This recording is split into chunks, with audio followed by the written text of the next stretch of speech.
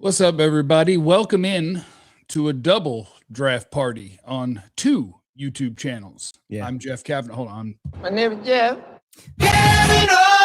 That's the drop for me right there. That drop. I don't have a button for you, Foots. I don't have a. You could be. Here's Foots. Is this show the hot dog or is it the bun? Now this is a hot dog bun. I think it's a hot dog too. That's What's what I up, got. How you doing, Foots? Jeff? It's been too long, man. I love our exchanges on Twitter, and now we get to kind of get it on wax. And I think the fans will be happy, especially because like we're some opinionated mofos. Yeah, I just see stuff on Twitter, and it's like, everybody's got their schedules, everybody's got stuff to do. But then I forgot. I don't even remember what it was that I saw on Twitter from you, and I was like, oh hell, we got to get on. We got to get on. We got to go. We got to do some stuff. William's just trying to start the show with a super chat. I wonder if Jermod McCoy has a great pro day. Would a team picking before the Cowboys take him over Mansour Delane? What do you think, Foots? If he has a good pro day, I think they would. I think I'd call it a coin flip because Delane's a great prospect. But I think there's plenty of teams that if they check the box and say he's healthy, he's the same guy he was, I think there's plenty of teams that would take him over Delane. That pro day is crazy. I was like, man, I had a few topics that I wanted to tap in with you with, Jeff, and that's one. If he goes out there and he runs well, I think all this stuff about him being off the Cowboys board and I think that's all off. Like if he runs and he runs well, Jeff, you'll look at it and say, I could talk myself into it. The Chiefs are a corner team. They could be an offensive team, but they just let go of literally both their corners. So they're a corner team for me. Yeah. Where did the chat go? I like this one. Foots, this guy Jeff has wild takes, man. He has great takes. I hate groupthink, so I love wild takes. I want to know which one is wild from that man in the chat. I want to know which takes are wild because I might have wild takes. I don't know. I might. I also think the takes. It also depends on who you follow. Yeah. Because if you just follow a certain number of people, then you get the input from that perspective. Absolutely. And then anybody who doesn't share it, it might be common to not share it. But if you don't exist in the world of taking that in, then somebody's take is wild. But I bet I do have wild takes, and I'm okay with that. Yeah. I'm okay with that. What are some of the topics you want to get to? You think the Cowboys are going to trade for a linebacker? I do. I don't know if it'll be before the draft, but I do think they're going to. I think that you have to, Jeff. That was one that I want to talk to you about, and then we could kind of talk about our favorite guys in each draft. To me, Jeff, I look at it. They pigeonhole themselves in that room, right? And in that room, like what are you thinking, Jeff? They can't seriously start this thing with Shamar James and Marvin Overshown. I mean, no. And I don't think they will. That's why I think so I did yesterday was really fun. I decided to do a random YouTube because you got to take advantage when things are happening. And so when Nick Harris mentioned Azeez Al-Shaair and Jordan Brooks as guys the Cowboys were talking about. Yeah. And then the world lost its mind and Houston media got mad at him. They're like, we're not trading him. I decided, well, let's just do a stream and talk about it a little bit. And I texted Nick as my stream, as I was hitting go live. I was like, I just want you to know I'm going to be talking about you. So if you're around and you want to pop on, let me know. I'll give you money. Yeah. And he just popped in. Yeah. But I think that report makes sense because of what you're saying. Yeah. They might go into the draft without their pants on. And we're going to think they have to take a linebacker in the first round. We're going to think that. But I think this is just the first stages. That report is just the first stages of what they're going to do, whether it's before the draft or after. They might go into the draft without doing it. And the names may not be the names that we've heard already, may not be the guy that they add. But I do think, I hope, that they're not going to force themselves to take a first-round linebacker. And after the draft, if they haven't gotten one, then it doesn't have to be to the George Pickens level, but they'll George Pickens it. They'll go look around the league and they'll be like, okay, where are we getting our veteran linebacker? And the longer you wait, the less options you have. But I don't think they'll go into the draft without their linebacker pants on. And see, or they won't have their linebacker pants not on eventually. Maybe they will get to the draft without having done it, but they'll be ready to go get a guy. They're putting their pants on at some point, Jeff. Yeah. The way I look at it is this, right? If you're going to do the linebacker thing, because we've seen the Logan Wilson and the Kenneth Murray and go get Jordan Brooks, right? I think Azeez is off the table, and I'm pretty sure Nick was probably floating ideas out, and that's great. But at the end of the day, we know like he's running that Houston deal. Houston still thinks they're a good team and they are having outstanding defense. Here's my thing, Jeff. If you're gonna get a linebacker who you think can either build, you'll draft him and he's your guy, and we'll talk about that, or you go get Jordan Brooks. Well, I watched the tape this weekend. I spent about 2 hours. He's good, Jeff. Oh, and my boy Marcio, I forget his name from A to Z Sports. He wrote a great article on, and he tapped in Mr. with Rodriguez. Yes, Mr. Rodriguez. Mauricio, maybe? Him. I think so. Mauricio. I would say Marcio. I'm gonna mess the name up. That's what I'm gonna do. I'm sorry, y'all. But he tapped in with Kyle Krabs, another person in the Dolphin space, and it was like, hey, we could play, but you're gonna have to spend a little bit, and that's where I think it's, you know what I mean, Jeff, because he's good. Like this is not Logan Wilson on his last leg. This is not a prayer for Jack Sanborn. You know, his career started a bit later, like as far not later, but he was okay in Seattle. He's been good in Miami, and so. Like last year was really good. Now, was that him just being a standout on a bad team? I think he comes in for Dallas and he's the green dot and he's good for the next 2 to 3 years. See, guys like Bobby Wagner scare me, Jeff, because you're just putting a Band-Aid on a situation. This is starting to become the new defensive tackle for the Cowboys, right? Whereas like we can't get D tackle right. Now it's like you can't get linebacker right, because I don't know where you are, Jeff, but I love Marvin Overshawn. I don't know how much I trust him. You know what I mean?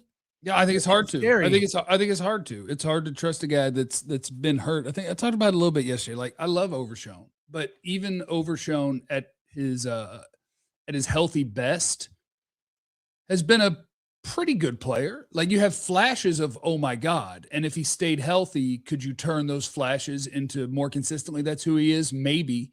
And that's what everybody is hoping for.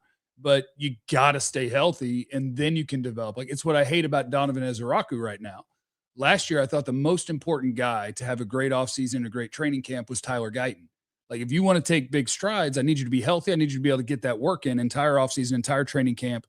And for this offseason, Ezeraku, who I thought would be a pretty good pass rusher, even as a rookie, I thought he would. I thought run defense might be a little bit tough for him as a rookie. He did it the exact opposite way. He was a pretty solid run defender. Great run defender. Didn't really get the job done as a pass rusher and kind of underwhelmed there. And so now he's the guy that I thought offseason and training camp is the most important for, and he's not going to get it because he had surgery and he's going to miss the entire offseason basically, and hopefully he's ready for camp. But now he's going to miss that. My guy Formula is in the super chat. He said mock draft, Jeff. Maybe we will slap a mock together at the end of this stream. I'm with it. I can have fun, man. We got time. I love mocks.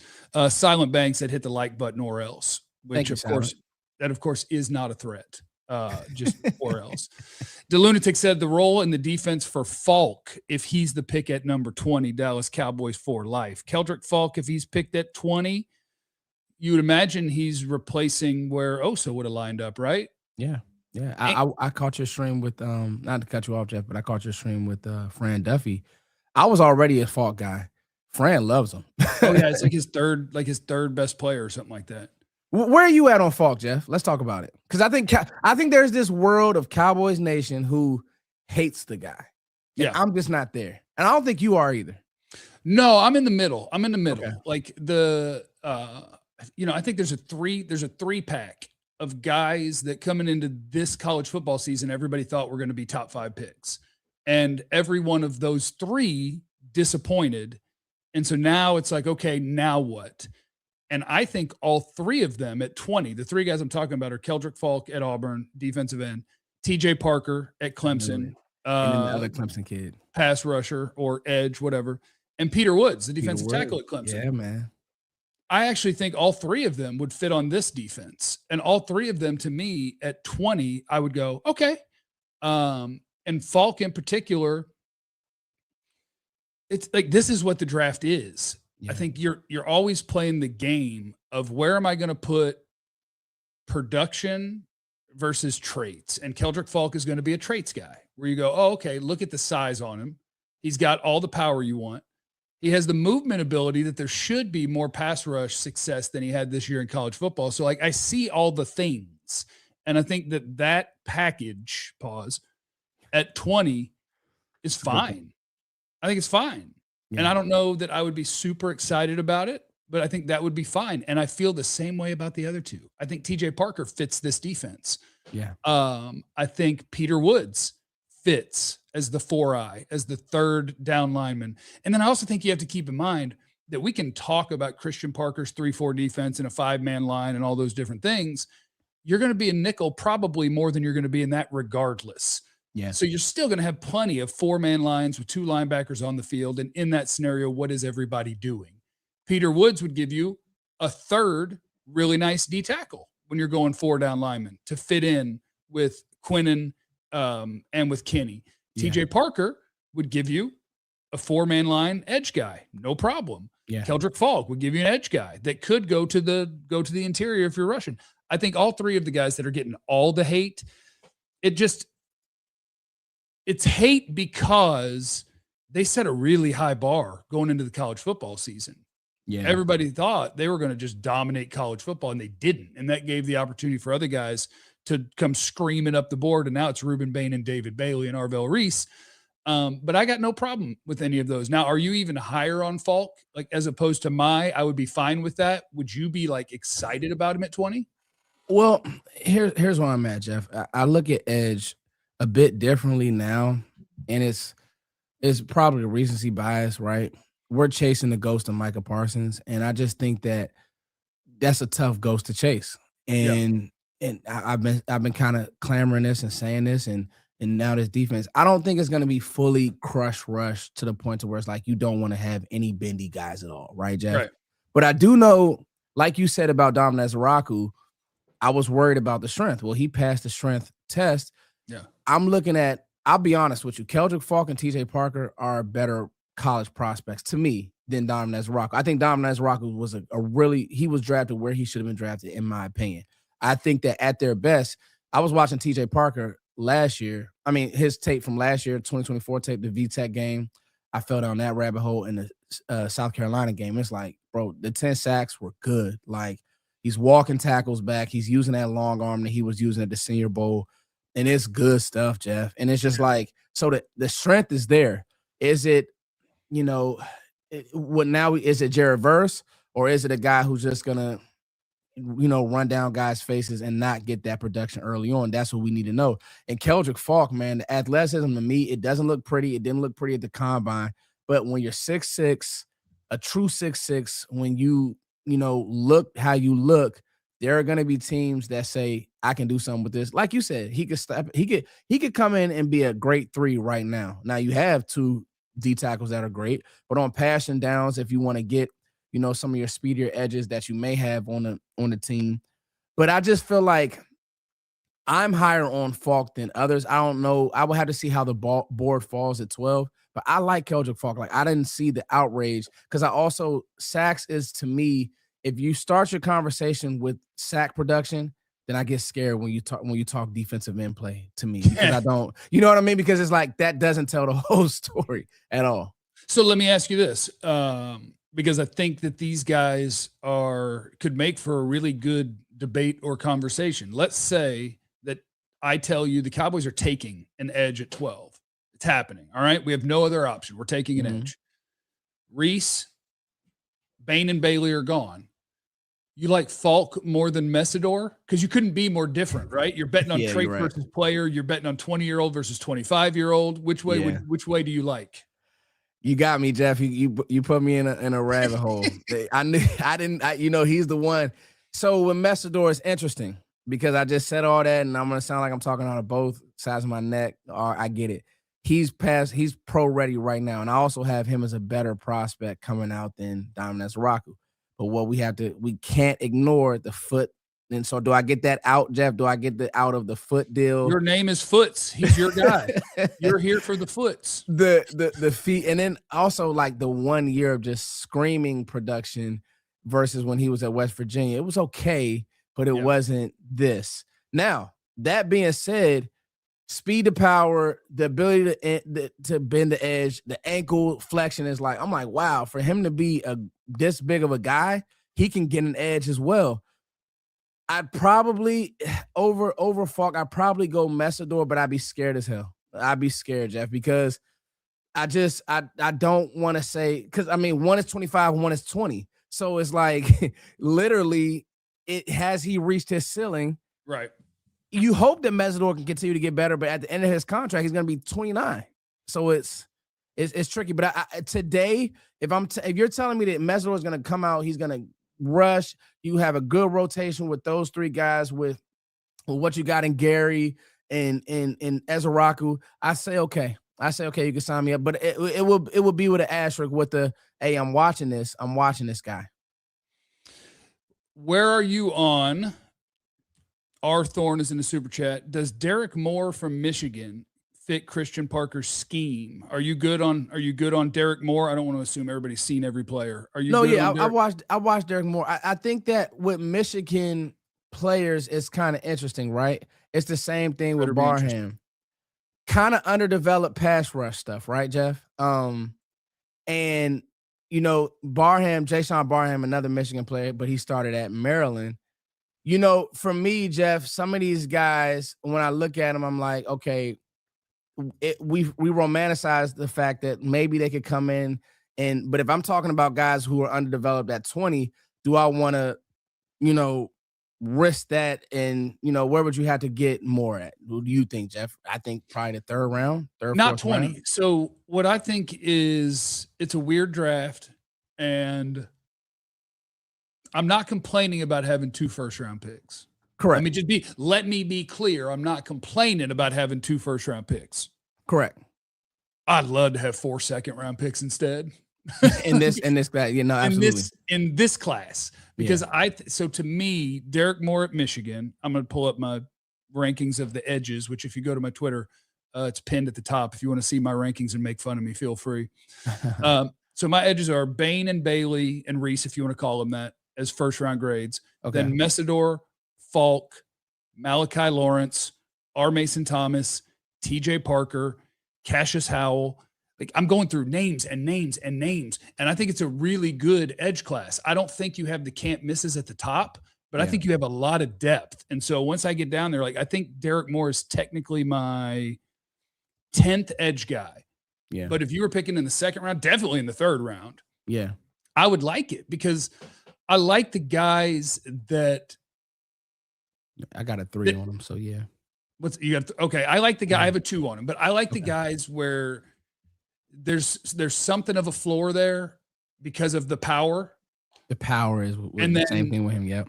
And you said through his face or whatever. I think I could go to Derek Moore's notes, and I think it's actually a note of mine where it's like the sort of rusher he is like just through your face. Just so like, him deny Sutton. Some of those guys is the pass rush moves. I'm like, I wanted a bit more. And to me, it's Moore at Michigan and it's Gabe Yakis at Illinois, where I think they're right there for me because I think they're both like the power is there, the ability to bull rush is there, the athleticism to be a rusher is there, but it hadn't all been put together yet. And so, like, if you told me at 92 or 93, whatever we got, that you came out of there with like a Yakis or a Moore, I would say yes, because I believe he can absolutely do what Christian Parker wants, where if he's one of your guys standing up outside, he'll hold that edge. He'll run defend for you. Yes, sir. And he can at least push the pocket. If not, find a way to turn that athleticism into an actual nice pass rusher. Like, I think it's such a nice pass rush group. And then there's guys on the exact opposite side of that, where if you tell me what you want is, look, run defense, all right, we want you to try your best. But what I'm looking for is somebody who gives me a chance to get after the quarterback, and that's your primary thing. Yeah. Cassius Howell, Texas A&M, R. Mason Thomas, Oklahoma, Kieron Crawford, Auburn. You mentioned Barham, Michigan. Yeah. Like, there's so many different flavors of those edge guys where if you have second and third round picks, somebody from that group is going to pop in the NFL. Yeah. Somebody in there is going to be the one that has a double-digit sack season and goes to a Pro Bowl. Somebody that's not a first rounder. You just had to figure out which one. So good luck. I think out of that group, it would definitely be R. Mason Thomas. Like, he's the one that you want that second round pick. The way that he can bend. I think he's tough enough first to run. You know, he's small, but he's one of the smalls that he's here for your fight. Yes, like, he's here for it. Yes.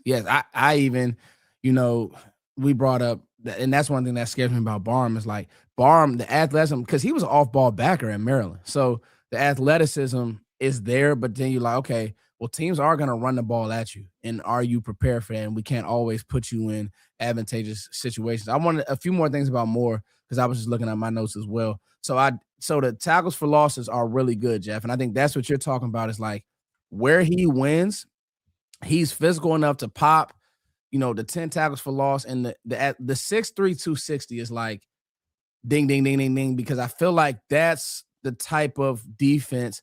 I really do believe Parker wants to build like a team of like big humans and just walk you back. And he's in that bag.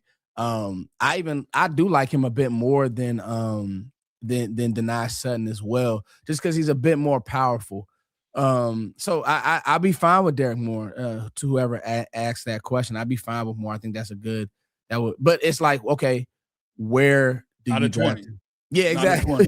No, not at 20 at all. No, we're going to have some trade down action, and then I think he's in play. I think a lot of guys are in play at that point. Hold on, let me scroll through the supers. Captain trade down.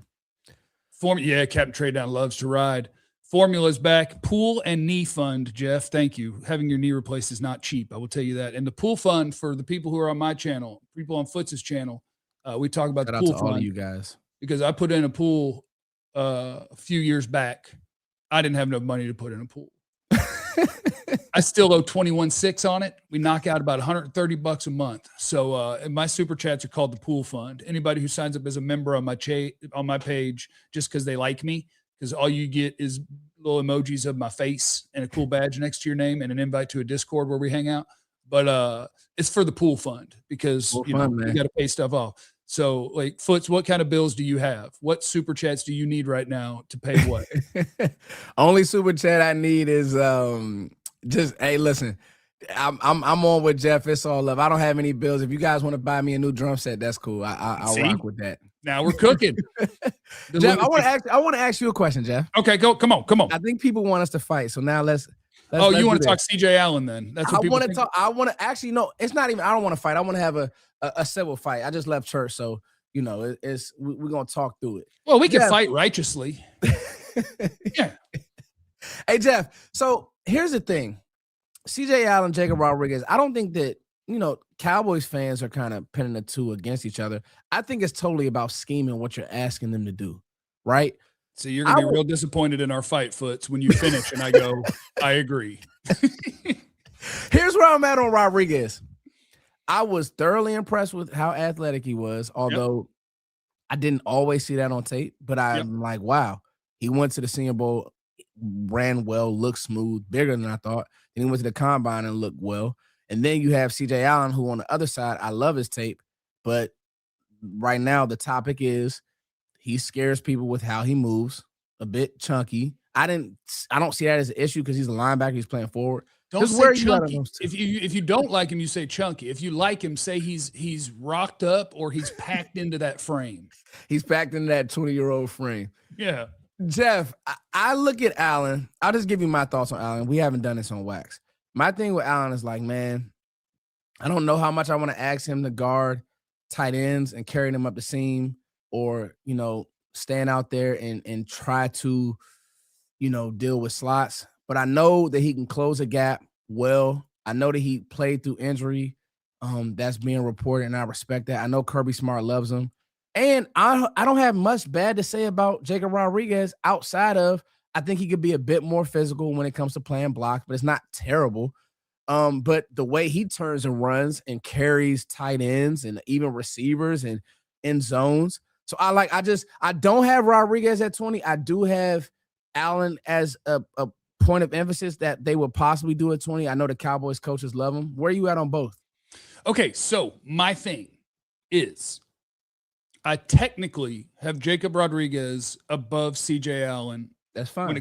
I hate groupthink. I'm glad that we're different. I don't want this class more than anything, Jeff, I want us to be all over the board. Yeah, and I think that's normal. I think the only thing I don't want is somebody who, when they talk about a player or how they're ranking players, like, okay, if you line up pretty well with the consensus, okay, But if you don't hit me with original thought that sounds like you just saw what somebody else said, then I can't fight you about a player. Yeah. So I technically, my linebacker rankings, Sonny Styles number 1. If Arvell Reese is a linebacker, he's number 2. Then you go to my second round graded players, and it's Anthony Hill, Jacob Rodriguez, then CJ Allen.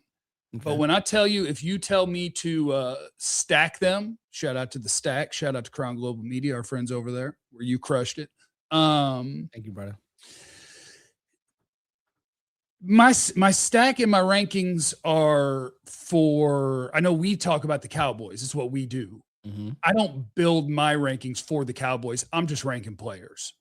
Correct. And so I think if you told me the Cowboys are picking one of them at 20, I understand when you tell me CJ Allen fits better than Jacob Rodriguez and you think the players are close enough that you're going with the guy that fits. I might do it too. I think what CJ Allen does is what this defense is missing. You want Overshown to be the fly around, make plays in the backfield. You want him to be protected by your defensive line. If you're looking for green dot, if you're looking for the guy in the middle, if you're looking for the guy who's going to be exactly where he's supposed to be and going to put other people exactly where they're supposed to be. Yes. And I also think when you start talking about those sorts of things, it feels like you're saying the player ain't that great. He's just smart. But CJ Allen's a good player too. I think he has more stopping power than Jacob Rodriguez. I think he more consistently processes, diagnoses, and goes correctly. I think he has those two things over Jacob Rodriguez. I think Jacob Rodriguez, if you're a team that wants a will linebacker, you want Jacob Rodriguez. Yeah, somebody. If you want green dot, I get it. If you would take CJ Allen over Jacob Rodriguez, to me, Rodriguez's superpower is how quick he is. And it's like he moves like a safety.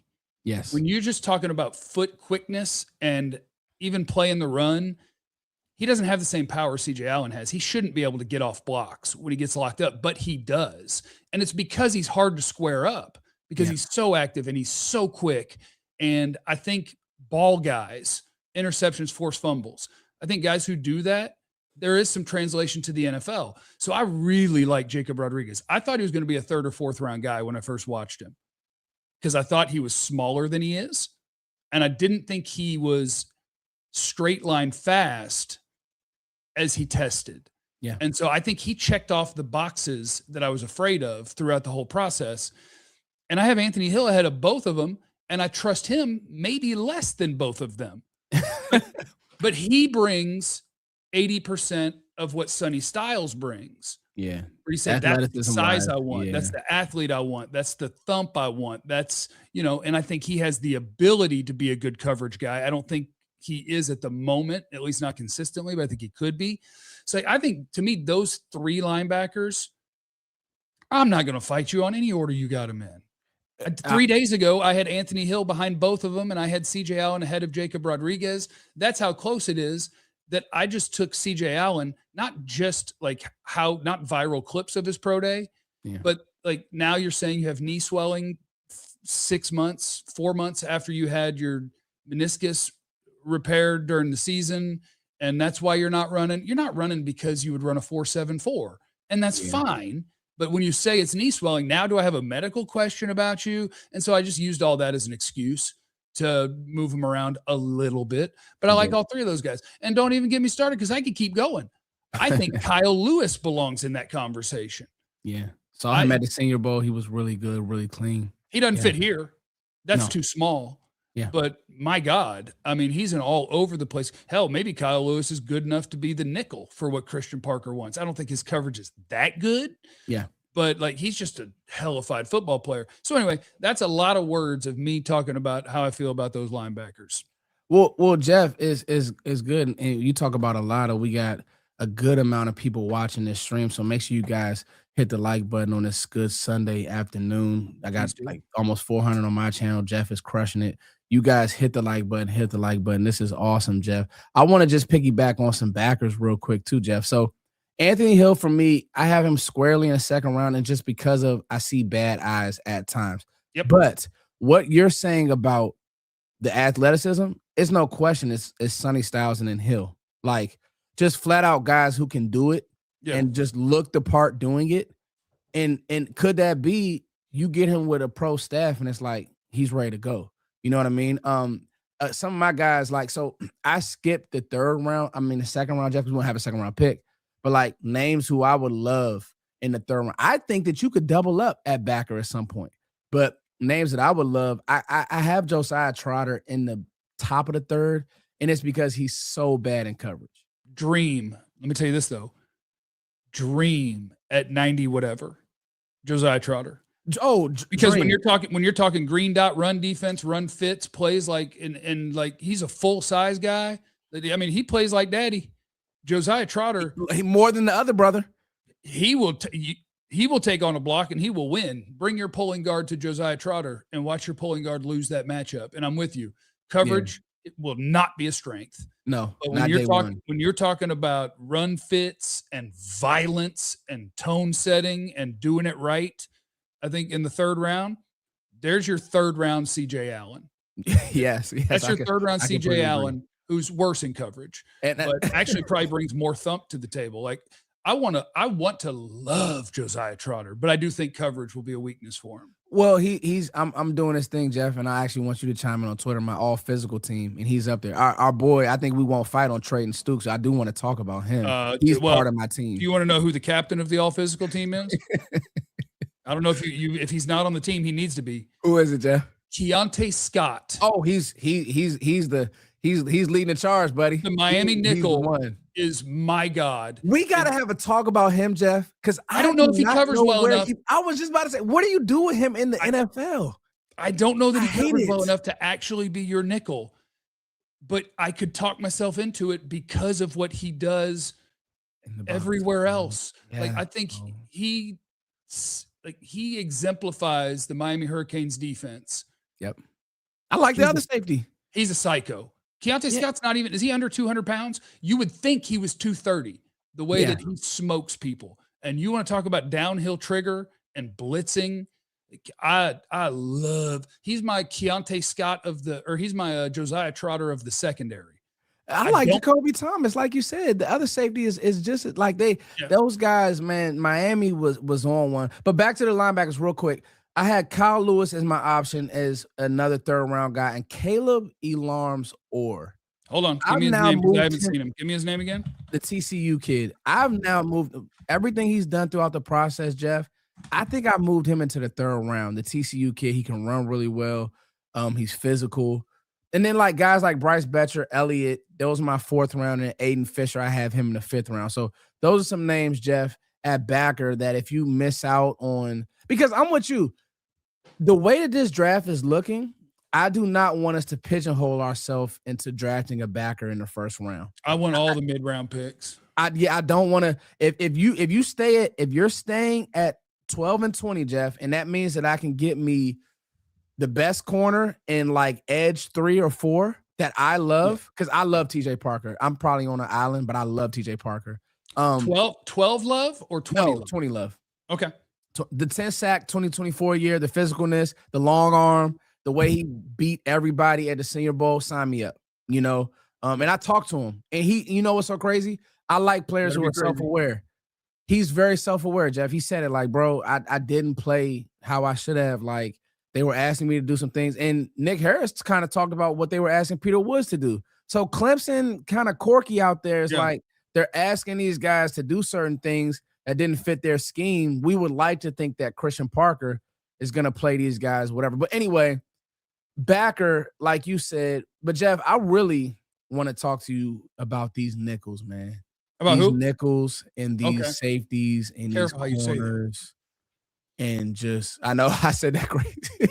The way that Clarence says it on the show, I feel like we're going to get in trouble. I'm like, Clarence, you have to say slot corner. So, Jeff, who's your favorite, like, box, but can cover, but can – this easy? This is easy. Take it away, Jeff. Avion Terrell for me.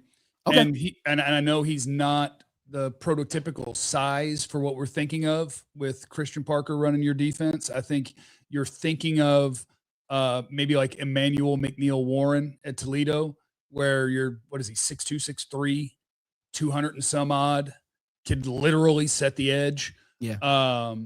But Terrell, I think what they want outside of being shorter than you would dream of, he's it. I've said this a bunch of times because it was funny to me.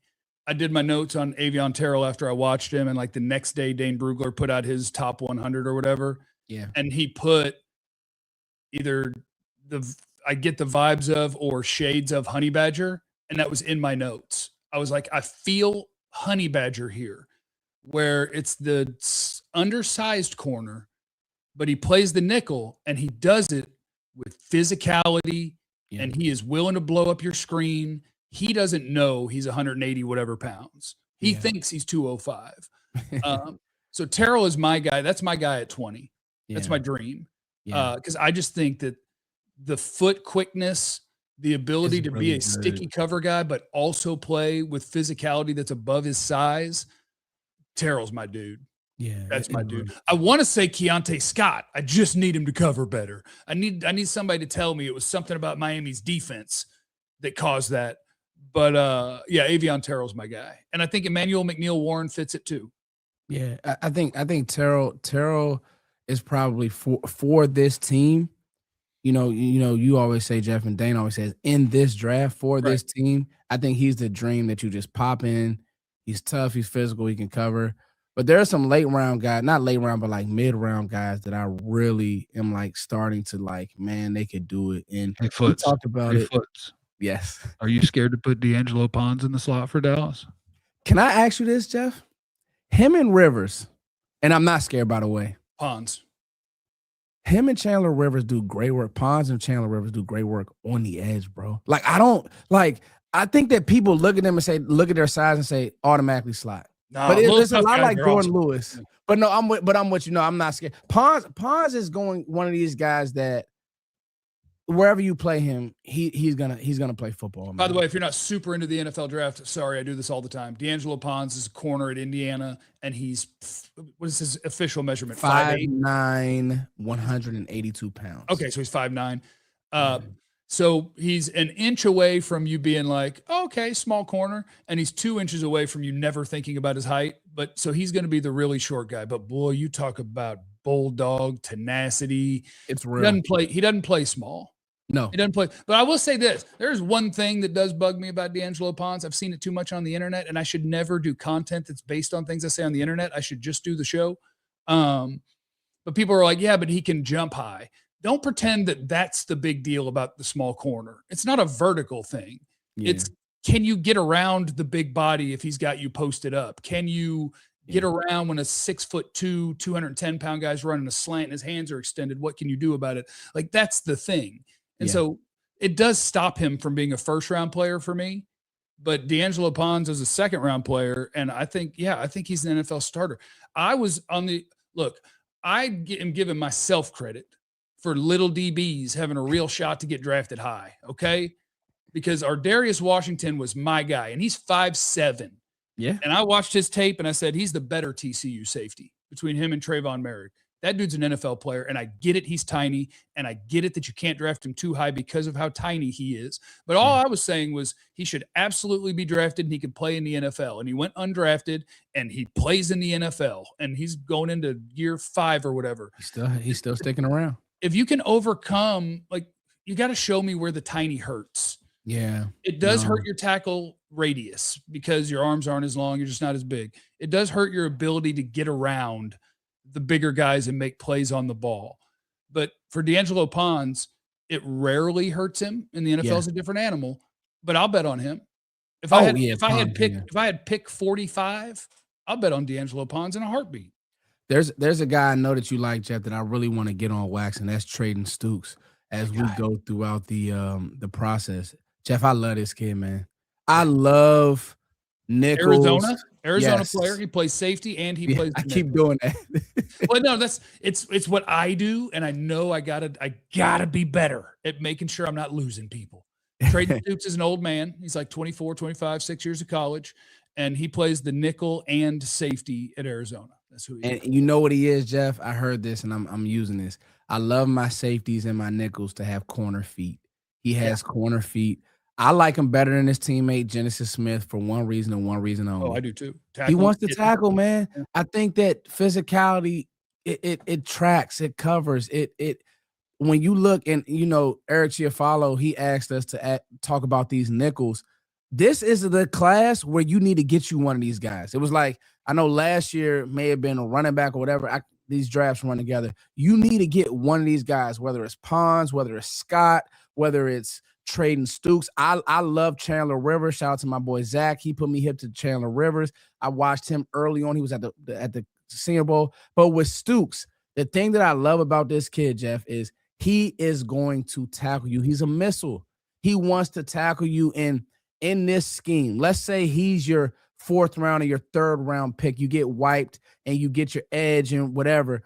Man, this guy, I think you could get him on the field early. He's great on special teams. Like, these are the guys that I think Dallas has to build their team around. He's bigger, honestly, than some of the smaller DBs as well. I mean, he's 6'2", 195, and he moves with great fluidity, bro. Like, I would be very happy if we got Traden Stukes on our team. It's about where, right?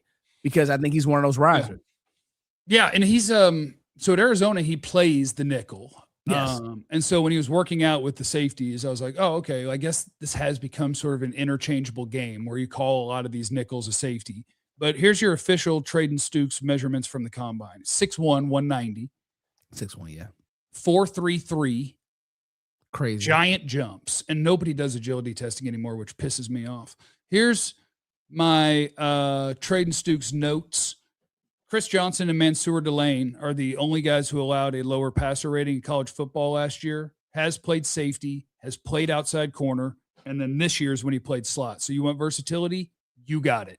Huge effort, enjoys the physical, versatility, plays a ball in the air, fairly sticky in coverage, good in man or zone. Effort he puts in versus screens and blocking for others after a turnover is awesome. Football character is all over the film. I love Traden Stukes. I love Traden Stukes. I got him as a 2nd-round guy. And again, I wish I had 4 2nd-round picks. Yeah, I wish I had 4 2nd-round picks because I don't think I can come around to 20 on him. No.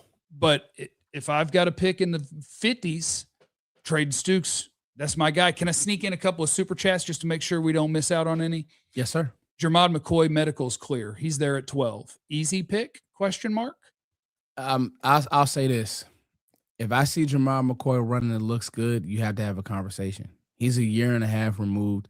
I don't think that we can let one situation lap over to the other, right? And I know everybody different wants to say this. situations. Yeah, like with when him the and injury Rebel. happened is so different. Yeah. You're right now, it was a December injury. You're already 15 months out, 14 months out. By the time you get to training camp, you'll be over a year and a half.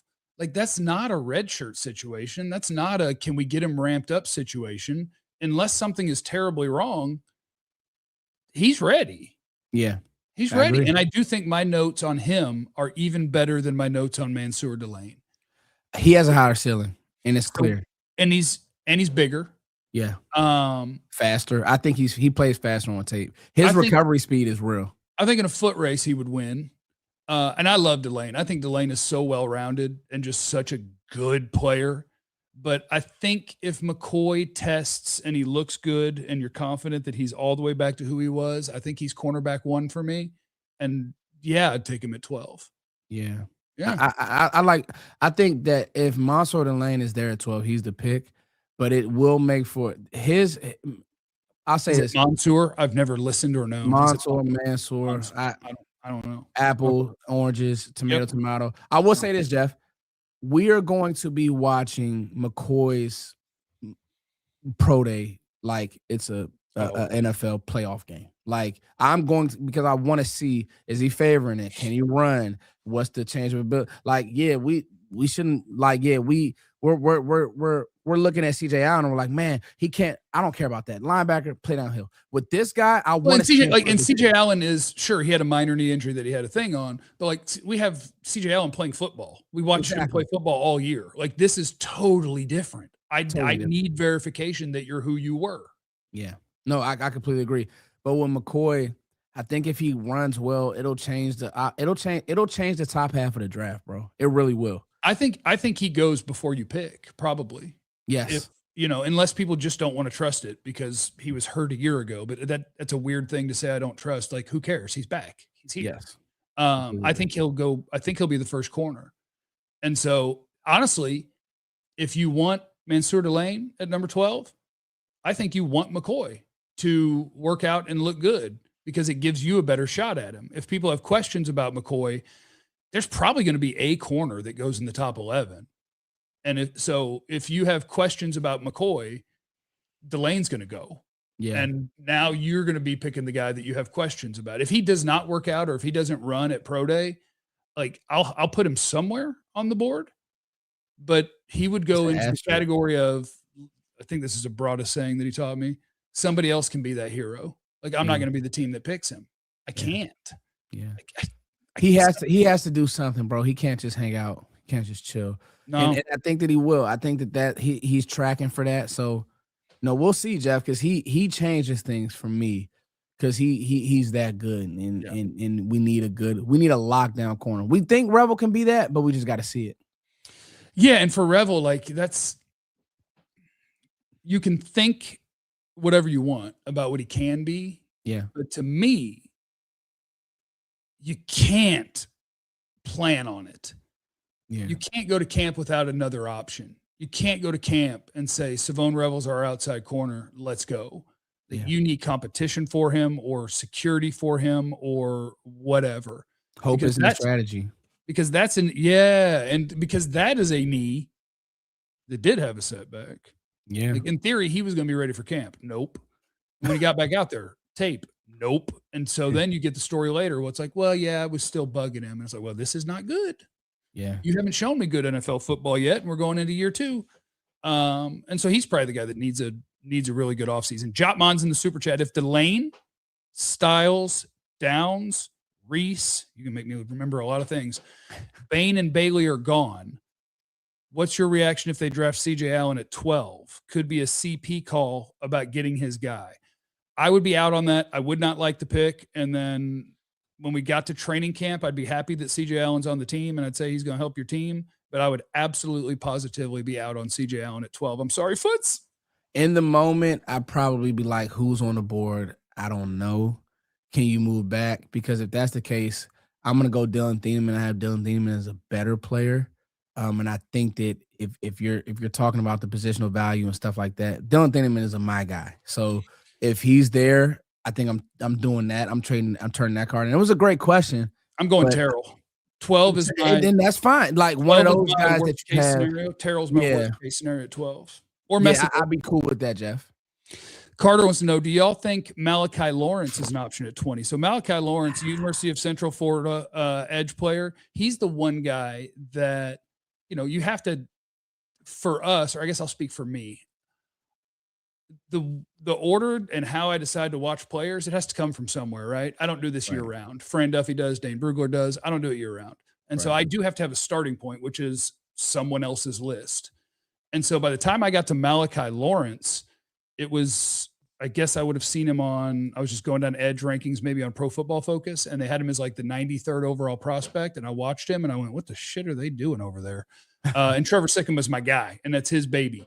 Absolutely. But I watched him and I went, I put him in the conversation with Keldrick Falk, R. Mason Thomas, TJ Parker. Like that's where I put him. Yeah. My only thing about Malachi Lawrence, let me get I think I have his exact numbers already into my notes from Combine. 6'4", 253, ran a 4.52. Huge jump, so that's an explosive lower body, long arms, 7 sacks, 11 tackles for loss, 3 passes defended. So he has production. My only thing about Malachi Lawrence and what's going to put him behind some guys is level of competition. Like they didn't have a lot on the schedule for me to see him playing against guys who are going to play in the NFL. but his measurables and his tape, I might be okay at 20. So I'm glad you brought this up. My buddy James Foster, he does great work on Twitter, puts together like really good film breakdowns. And he was on the channel this week, Jeff. The thing with Malachi Lawrence is he could also play some of that outside backer stuff, and he can drop, right? Sure. And he has a deep pass rush bag to where it's like, you know, those of you leading the Malachi Lawrence charge, I might jump on board with you all, because the more I watch, I'm with you, Jeff. Like his movement in that 4.51, that's different, right? Like he's got a snatch. He's got some pass rush moves. You said it. He's got a little bag of pass rush moves. He can drop to be strong enough to hold your edge and do all the things you want. Like Malachi Lawrence he's one of the guys, him and Traden Stukes, that when I got to them was probably 80 to 100 players in. And so like you're working your way down people's lists. And I'm like, y'all should have had me on this guy 50 players ago. Let me ask you this, Jeff. Is he that trade back to one of those teams and want to come up and get maybe one of these receivers? I love this receiver class. So like if they want to get like Omar Cooper or something like that, is it one of those things, Jeff, to where you get to like, you could move back to 25, get another pick, and basically now wherever Buffalo is, because they always need a receiver and they always draft one. Yeah. Yeah, I think he's a really good trade. Some of my favorite trade back guys, and maybe Colton Hood, you have to stick and pick, but he's one of my favorite trade back guys. Yeah. Malachi Lawrence is one of my favorite trade back guys. If the world lets Jacob Rodriguez, or if the world lets one of the underperformers from this year, TJ Parker, Peter Woods, Keldrick Falk, if one of them is available in the mid to late 20s, I think there's so many good trade back options that I'm going to feel the exact same about somebody I pick at 29 as I would whoever you pick at 20. So I love trading back on 20. I probably love trading back on 12. If Bain doesn't fall, no downs, no styles, I'll probably love a 12 trade back. I'd like them to trade down twice and if you can pull me 2 extra top 100 picks, I would love it. I think, Jeff, what's going to happen is we need offensive players to go, right? We need tackles. You need Monroe Freeling to get drafted. You need. I want the Penn State kid to go, the guard. I want him. And he's a good player. I wish I needed a guard. I'd take him at 12. He's one, Jeff. And so, I want to actually do this for the people out there. The difference between Malachi Lawrence and TJ Parker. I'm glad that TJ Parker bit better versus the run, better stacking tackles and beating them up. But Lawrence has a true bag. Right. And it's probably better sideline to sideline, quicker twitch. Yeah. And he probably, if you want that like day one sack production, when you have these two beasts in the middle with your 2 defensive tackles, you probably get it from Lawrence because he plays super, super hard. He disengages from tackles on like his second, third rush move while he's dealing with those guys. So people have sold me on Lawrence. I like it. Daniel's in the not in the super chat, but became a member on YouTube. Let's go, Daniel. Welcome to the Pool Fund Foundation. What a beast. Shout out to you, Daniel. Got ham guy. If Delane isn't there at 12 and Terrell is the next best option, then I see 1 or 2 trade backs we could do and still land him. Unless you guys see Terrell on other teams' radar. I think Terrell could definitely go before 20. I can't see him going before 12, but I think he could go before 20. Because I love him. And I'm talking about him as a nickel. Terrell could play outside corner for you, no problem. Jeff, let me ask you this. He said on other teams' radar, and that's the reason why I say it's a good question is because we were other teams last year that stayed away from players like Terrell, right? Right. As far as that size, speed, the speed is good, but the size metric doesn't meet what we want to do. Right. Now it feels like it's a little different for the Cowboys. Maybe other teams don't have the plan. Maybe other teams are still stuck in the got to be an outside guy, got to be a certain size, weight, speed. I'm with you. I would take Terrell at 20 and sleep like a baby, but maybe you could trade back and get him. Can I tell you how happy I was when the Cowboys signed Kobe Durant? Oh my God. And it had nothing to do. Yours might have. It had nothing to do with Kobe Durant. It was because that was the shift. Yeah. Kobe Durant's an outside corner. And they signed him to be an outside corner.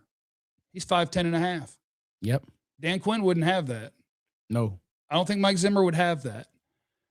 You're now open to a whole group of guys that you weren't before that are hellified players. Good football players. Like the Cowboys wouldn't have drafted Jair Alexander.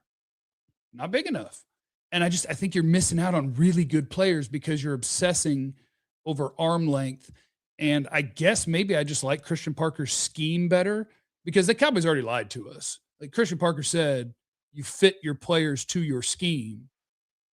And then, or you fit your scheme to your players, not the other way around. And then they immediately traded Osa because he didn't fit their scheme. So they are doing what fits their scheme still, but I want my scheme to be able to fit corners who are really good players. I think the perfect height for a corner in Jeff world, and I might be crazy, is 5'11" to 6'1". I have no interest in a 6'4" corner. Too None. big. I think too turn. much of that job is reactionary quickness. And if your legs are that much longer than receivers, I'm scared. Yeah. Shout out to the Bears for getting something good out of Nashawn Wright. When they picked him, I was just like, awful.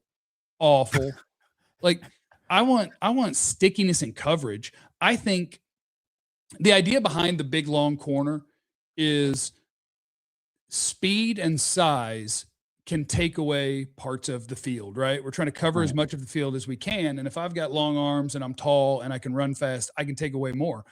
I think you can take away more when your change of direction is better, when your trigger is better.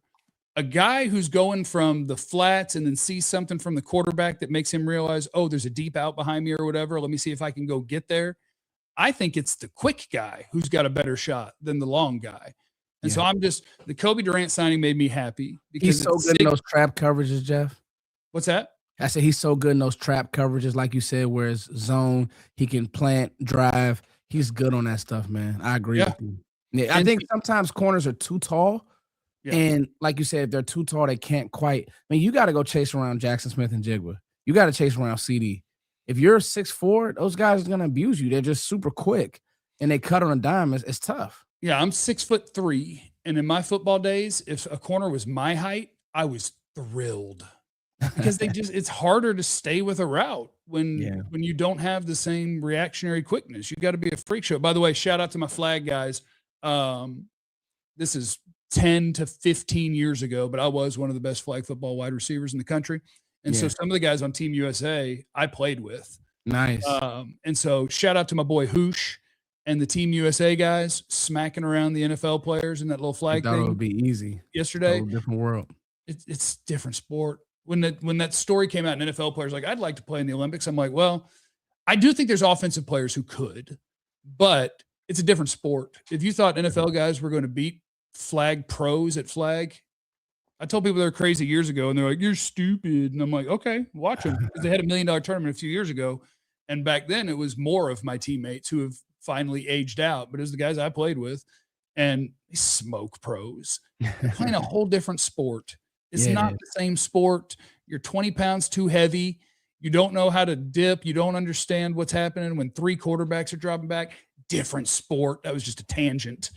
NC Upton's in Super Chat. Wish we didn't have Dr. Cooper and just let hurt guys fall like a normal team sometimes.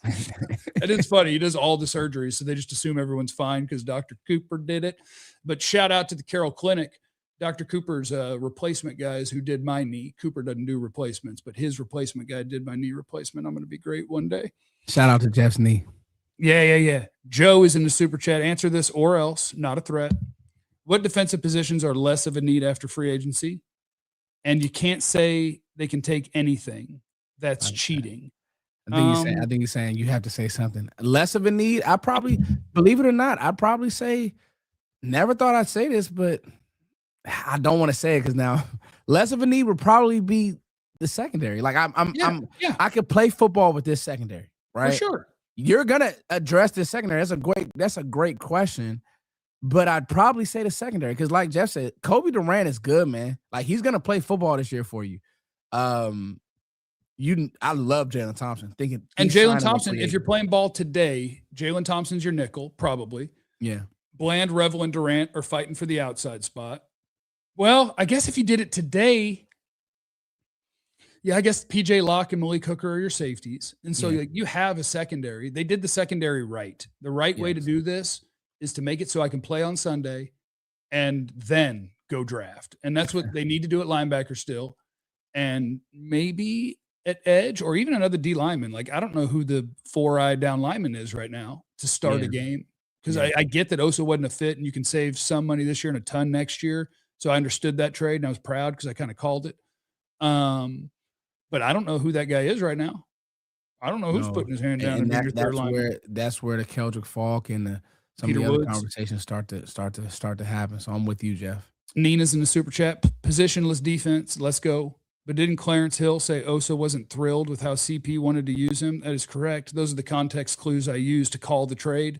Yeah. Osa and his people were not thrilled with what he was going to be doing. And I also think listening to Christian Parker explain how their defense works, I was like, that's not really explaining the strengths of Osa's game either. And so then I went to look up if he was tradable because I assumed he wasn't because he got paid so recently. Yeah. And I was like, oh, they actually would save a little bit of money this year. And then obviously a ton later, he's tradable. I was like, they should probably think about it. And they did think about it. And then they did it. God, Foots, you know what? You know what, Foots? I just want to tell you, you're really good at what you do. Talking draft with other people who know the players, I think is easy and the time flies by. I never do an hour show. And I just looked at the clock and we're over an hour. And so I just want to compliment you. I think you're really good at this. You're really good at this. Cav, that means the world. And I'll just say this in closing, man. We don't even have to be closing. If you had any other questions you want to hit me with, hit them. I'm just saying, I'm high on oxycodone. Oh my God.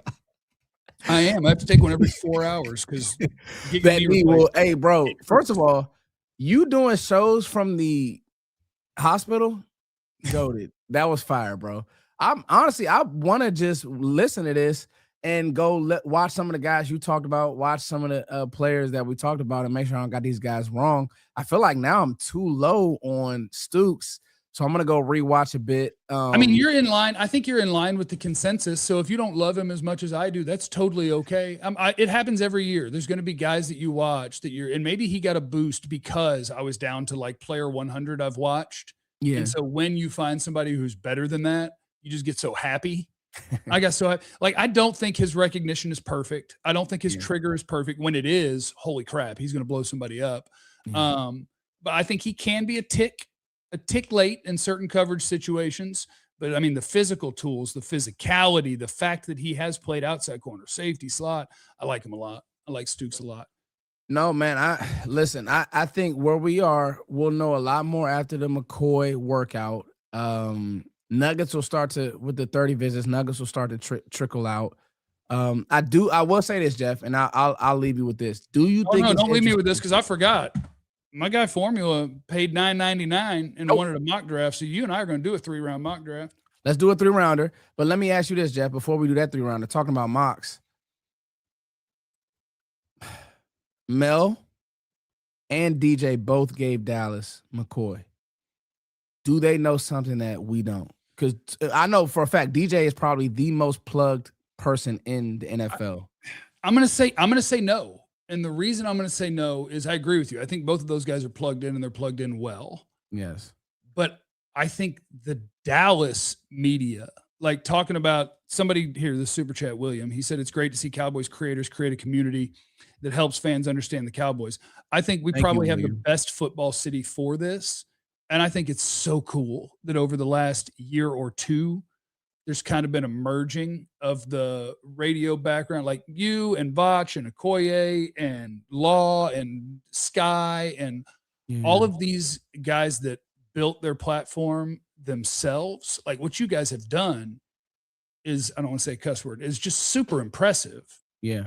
And I think you're on the right medium for what is the future.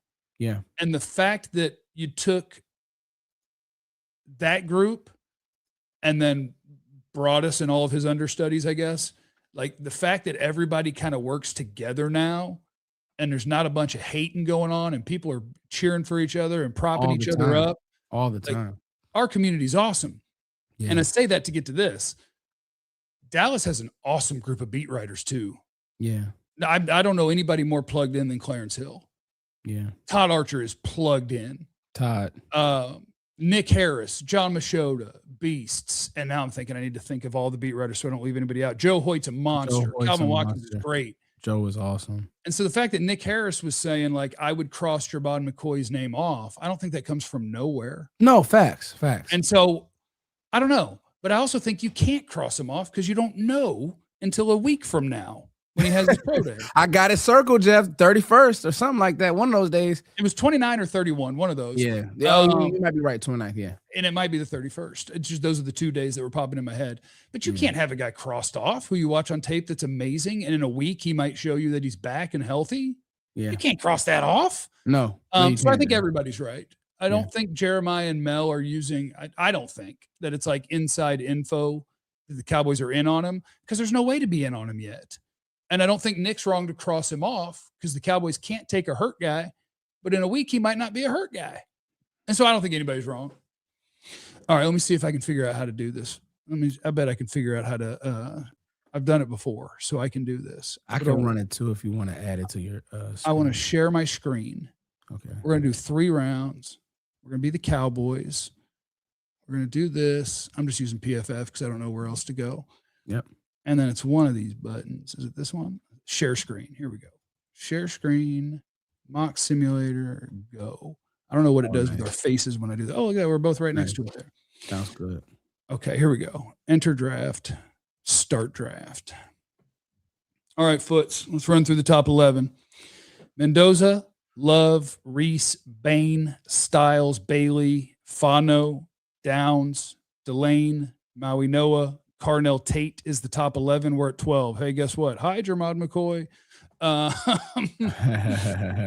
Okay, so names you would consider at 12 in this scenario. I lost Downs and Styles and Bain, so I didn't get any of the ones that I'm hoping for. Kind of got wiped, even on Delane. I lost Delane, and so this is realistic. This is where Jermod McCoy ends up being picked to the Cowboys a bunch. Here's my wipeout guy, Avion Terrell. Maybe your wipeout guy, Keldrick Falk. Yeah. So Terrell, Falk, Messidor.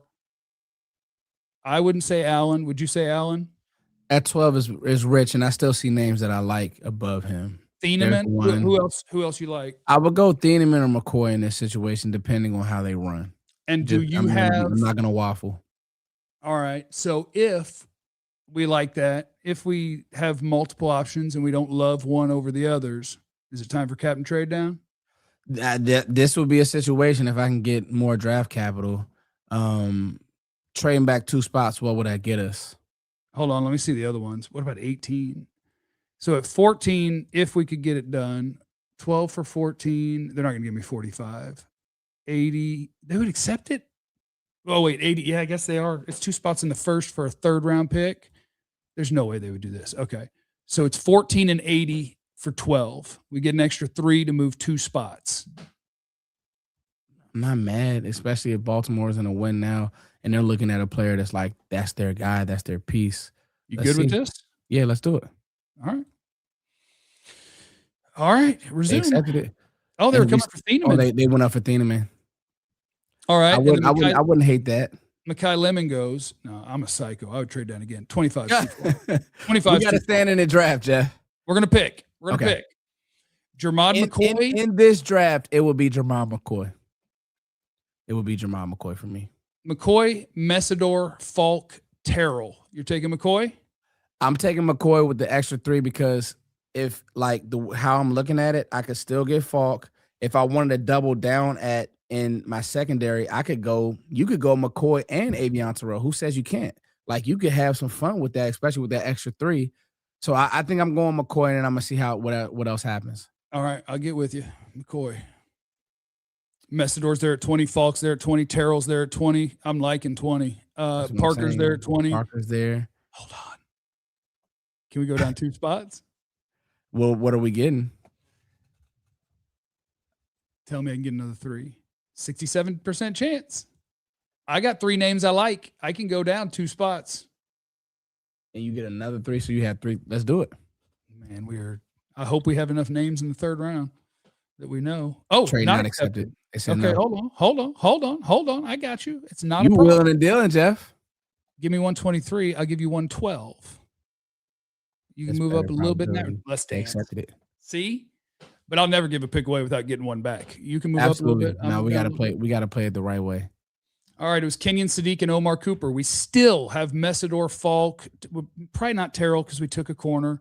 Howell, Parker, Peter Woods. Oh man, I just don't see that happening. That's where these get quirky. I don't see Peter Woods on that athletic consensus board was high on all the executives list. He's the going only to be up reason there. I'll push back a little bit is tell me which name that's been picked that you think there's no way that happens. Tyson with the injury stuff, but I don't think the lines would go D tackle. So you might be right. Go up a little bit, Jeff, and that the draft picks. I mean, you're not wrong. I don't know if the Rams would go with they're not going to go D tackle, but I don't know if they would go with limit either. I think Woods could be there. I think I mean, crazy things have happened. I think at that you might even consider him with this. Right now the pick will probably be Messidor, because now you've hit those two and you got those extra threes. Yeah, So our needs more match Messidor. up with the best player, give or take. Yeah, you want Messidor?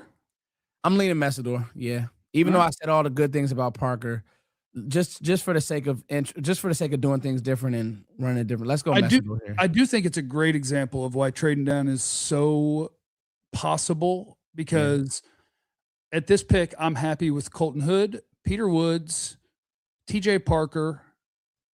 I'm a little bit lower on Howell, Avion Terrell, Keldrick Falk, Akeem Messidor. I'm good with so many names, but unfortunately 71 is who wants to trade with us. And so you can't dance with us. So we'll take Messidor. And then we got 3 threes, baby. Getting 5 picks in the top 100. Sign me up. Sign me up. Okay. Now this is where we're going to have to probably do a lot of scrolling. I don't think this is realistic. Can I pick him? I don't think it's realistic. Can I pick him? It's not realistic. According to your board, you have to. You have to stay true. And we got those extra picks. You'd have to. Okay. I just don't want to. Ooh, I see Zachy Wheatley up there as well. Who's that? Zachy Wheatley. I love his game. Oh, Penn State safety? Penn State safety, yeah. It's still a lot of good draft capital here. Some Bud Clark. That's who I like is Bud Clark. But you got to get your backer now. You're kind of pigeonholed. Yeah, the fact that Anthony Hill's here is silly. I guess we'll just take advantage of the machine. I don't think Cowboy fans that we have a shot at this. I think he'll be a top 40, top 50 pick, but the machine gave it to me. We're going to take advantage of it. Devin, have you seen Devin Moore? Love his tape. Okay, I was going to say, watch him. He's the one tall corner that I do like. Quick switch. Yeah, Kieron I wouldn't Crawford, be mad at that. If you want another rusher, Kieron Crawford. Can never have enough edge. I think because or Barham. Yeah, Barham will be there. Since we have that other third, I want to try to get Zachy Wheatley or Bud Clark on this team. And the reason why is because at safety, next year, you don't have Malik Hooker on this team.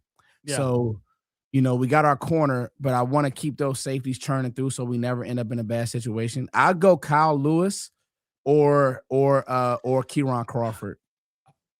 Here, Kyle Lewis or Kieron Crawford. You don't want Wheatley? I think I will want Wheatley in my next 3rd round pick. Okay. And so who do you like? Here for me, it would be Kyle Lewis or Kieron Crawford. I'm going to take Crawford. Oh God. I mean, I'll have Lewis higher on my board than Crawford. Okay. Where's he going to fit if we just took Anthony Hill?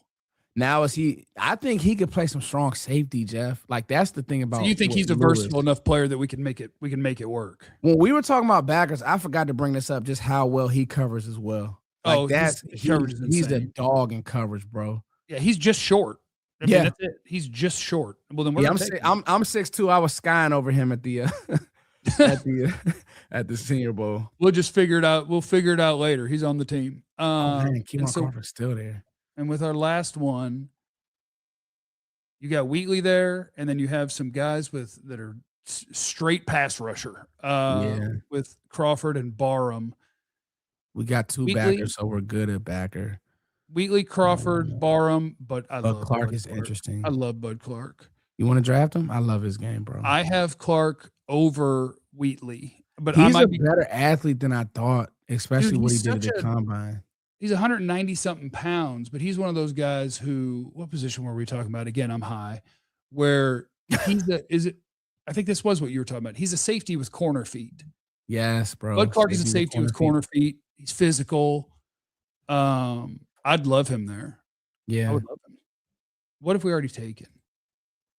That's Lewis. a good looking draft when you look at it all together. Yeah. We're already trying to figure out where to put Lewis, but I do think is Clark redundant? Oh, Should you're we- putting Clark on the roof, and he's Okay. special teams early, and then when somebody gets hurt, because what's his name? He's never gonna play a full season. He's playing. I would be fine with Bud Clark, Jeff. TCU safety. I can take Bud. You could take Bud, bro. Even over Wheatley, just because of how much range he plays with. He plays with more range than Wheatley, and I love Wheatley. Wheatley's he's a better built safety, Yeah. Like he's better off the bus. And he's a good player. I think it's a deep safety class. I think it's a very deep safety class. I think we may be taking a safety in the third round, and it may be one of these two guys. All right, you'll let me take my Doubling up guy. on those types of players, I'm not mad at it, Jeff. Screw the consensus board. Jeff's going Bud. Hey, you got to post this on Twitter. This is the Foots will. and Jeff draft. Yeah, I'll screenshot Fire. this sucker. Yeah, I'll screenshot. Let me see here. Yeah, I like it. Oh, wow. We got a good grade, too. Yeah, Well, I screenshot don't that, give Jeff. a half a damn about their grade. Yeah, You just pick the PFF's a top little player quirky. available according to them, and you'll get an A+, and I'll hate it. A little Let quirky. me save this sucker. Save Jeff Foots mock. And I'll tweet that sucker out. Okay. Nice. That's the way to end. Let me check for supers. Hold on. We're good. We're all caught up. That's good. That's good. That's good. Thanks, Foots. I shouldn't say this on the air and put pressure on you. I should text you later. But we need to do something weekly, dude. Hey, Hefe, let's lock in with this on these Sundays. I think this was a good pocket, Saturday or Sunday. Yeah, And I like it. We could do it live or we could post it later, but just getting closer. I'm not mad at this, bro, because it's easy talking draft with you, brother. It's easy. And I can't do it with everybody, but I can do it with you, bro. I love to do that. So If you're watching on my channel, Foots the King on YouTube, make sure you're following him on Twitter and on YouTube, and we'll see if we can't start doing something weekly. And then I'm gonna post this. I'm gonna post this on Twitter with a link to the video, with a link to the show, so they can see how we got here. All right, thanks, Foots. I appreciate you, brother. I think you're great at this. Jeff, man, I appreciate you so much. And I also appreciate everybody in the community showing each other love. It's okay not to agree. I think I hate groupthink. So the fact that we can come to these conclusions in a civil manner, because our fights were very G-rated. I love that, Jeff. Appreciate it. All right, we're gonna peace out of here. Hey, also get better, Jeff. Praying for you. Take care of yourself. I'm working at it. I thought, now I'm gonna extend the show 60 seconds. So I hit a point like 8 days post-surgery. What am I now? Like 10 or 11, where I thought I was like, oh my God. I had a morning where I felt pretty good. And I was like, I'm past the worst of it. And then the last couple of days it's back to hurting a lot because the PT is hard and all that. I texted my buddy, name drop coming, Mike Adams, former Rangers reliever. Because when I posted my knee replacement on Instagram, he texted me and he's 10 weeks out. So almost 2.5 months out of his. I texted him this morning. I'm like, man, I'm still hurting. I thought I was going to be good. How long were you struggling to sleep? How long were you hurting for? And he said, I got pretty good about 2 weeks ago. So I went, crap, I got 2 months of this. I got 2 months of this. That's okay. Take care of yourself, man. I'll pull through. I'll see you on Sunday. We'll do something on Sunday. Sundays, bro. Much love to you, Jeff. Thank you to everybody that's in here. We appreciate all of you for smashing the like button and being in the chat. You're all awesome. Remember, you have no idea what anybody's going through. Be cool to everybody. We love you.